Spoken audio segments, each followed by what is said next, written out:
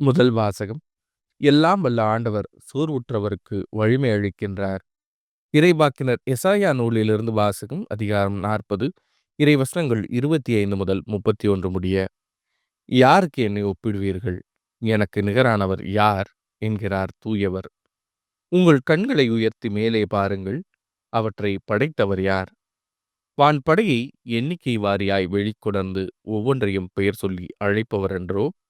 அவர் ஆற்றல் மிக்கவராயும் வலிமை வாய்ந்தவராயும் இருப்பதால் அவற்றில் ஒன்றேனும் குறைவதில்லை.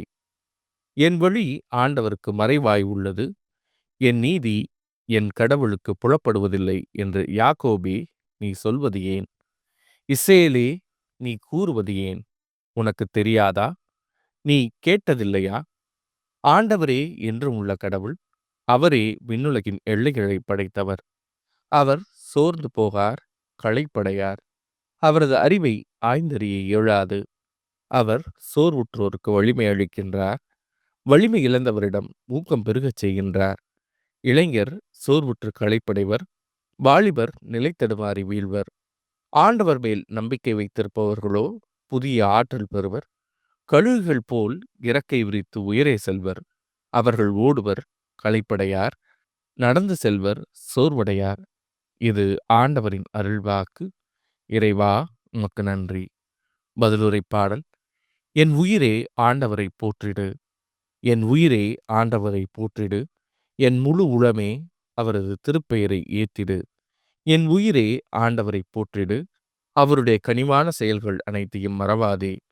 என் உயிரே ஆண்டவரை போற்றிடு. அவர் உன் குற்றங்களை எல்லாம் மன்னிக்கின்றார், உன் நோய்களை எல்லாம் குணமாக்குகின்றார். அவர் உன் உயிரை படுகுழியினின்று மீட்கின்றார். அவர் உனக்கு பேரன்பையும் இரக்கத்தையும் மணிமுடியாகச் சூட்டுகின்றார். என் உயிரே ஆண்டவரை போற்றிடு.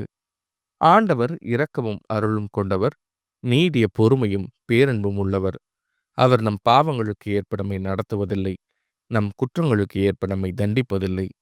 என் உயிரே ஆண்டவரை போற்றிடு. நற்செய்தி வாசகம்.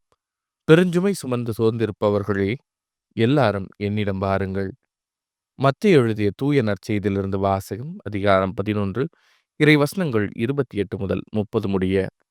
அக்காலத்தில் இயேசு கூறியது: பெருஞ்சுமை சுமந்து சோர்ந்திருப்பவர்களே, எல்லாரும் என்னிடம் வாருங்கள். நான் உங்களுக்கு இளைப்பாறுதல் தருவேன்.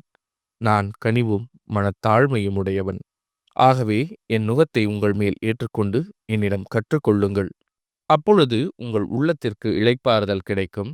ஆம், என் நுகம் அழுத்தாதது, என் சுமை எளிதாயுள்ளது என்றார். இது ஆண்டவரின் அருள்வாக்கு. கிறிஸ்துவே, உமக்கு புகழ்.